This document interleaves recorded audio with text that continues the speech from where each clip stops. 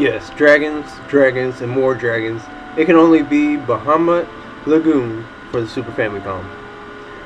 Now, this was a tactical role-playing game developed and published by Square for the Super Famicom in February 1996. It was never officially released outside of Japan, but it was unofficially translated into English by DJAP Translation Group. It's often called Bahamut in Japan. Bahamut Lagoon was released on the Wii Virtual Console in Japan September 29th, 2009. So that pretty much makes this game a pretty rare game. It's pretty rare in the US for that matter. Now, the story elements of this are very good. The story is very well written, and the combat, really took a shine off from the stories. Now, it's based off of a squad-based combat. Characters have an HP and an MP, SP for fighter characters, and experience, equipment, stats, and all that. It's a role-playing game. The players can explore his surroundings, talk to people, and visit shops when not in battle, though to a limited degree, as there is no world map, and no way to leave the current areas. The game's core is turn-based battle, fought on a... So basically the story premises around a world with two sides at war. Now in this world everybody has a dragon spirit that they are attached with. So if anything happens to the dragon, it affects the person too. Now you use these dragons to get around and also for combat. Now, these two sides have been fighting for a while now, and eventually the Empire, the evil side, kidnaps the princess from the good side, whose name happens to be Yo-Yo. Now you take the place of a resistance fighter a couple years later, and you're trying to rescue the princess and defeat the Empire and bring peace back to the land. And you meet a bunch of people along the way. You meet a couple of people that used to be royal guards from the good side before the Empire took over. And then you meet magicians and everything else here and there later on as you progress through the game. Now the story is pretty entangling, and it can be a little slow at first, but we'll get into it eventually as we keep on going along with it. Now the combat is where this game really shines. It's a great mixture of Final Fantasy style with a mix of Fire Emblem.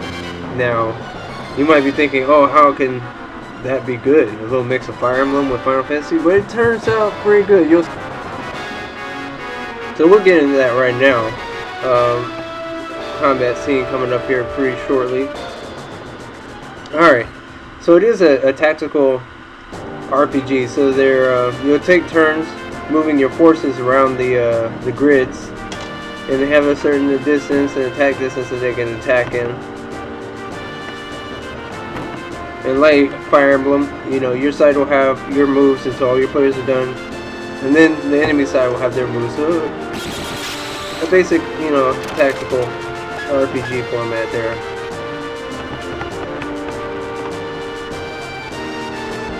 Now, not only will you have your own characters in the battles, but also your dragons participate in all your battles too, so they're like their own characters. And you move them around, and they have special abilities. And when teamed up with their main character that's attached to them, they perform super combat moves, which can be pretty devastating to the enemy forces. Dragons are the player's ace in the hole in this game. They have their own stats and gain experience like normal characters do in battle. Each party has a dragon attached to it, and draws a large portion of its strength from that of its own dragon. If a party's dragon is slain, the party will lose the ability to use special attacks and class-specific abilities for the remainder of the map. The beast acts as a very powerful unit that moves after its party does, and it cannot be controlled beyond very simple commands. Come out of battle, dragons will eat anything, and raising them by feeding them items is an important part of the game. Feeding can improve their stats as well as affect their behavior on the field, and the dragons develop into new forms as they grow. Players can change the characters in each of their parties, their information as well as what the dragons represent them will. Now, how well was this game received? Bahamut Lagoon sold about 474,680 copies in Japan in '96, making it the 7th biggest selling game of the year. Bahamut Lagoon was sold exclusively in Japan in the 32-bit era and was released towards the end of the Super Famicom lifespan. It, along with Front Mission, had been advertised as coming to the United States but were cancelled. However, in the following gaming era, the game was fan-translated from Japanese to English. In 2002, another group, Starsoft Translations, attempted translation prior to DJAPs, but difficulty with the game's compression algorithm forced them to halt the project. So, it's a very rare game. If you're able to find this on eBay or Amazon or anywhere else like that, I would definitely suggest having it in your collection, because it's one of those ones that it never made it to the US. Only in a virtual console, but how many people still have it? So get it. I can tell you right now, I've enjoyed playing it. I hope y'all enjoyed this video. It's a very good game. It sucks that it never was officially translated in the US and came out. It would have been so great to have this as like a part of the US collection, just to be able to get the main storyline. If you want to, you can Wikipedia it, and it has the full storyline in it. But other than that, this is my retro play for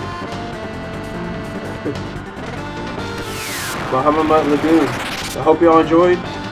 Don't forget to give a like and subscribe, and check out my other retro plays. Later.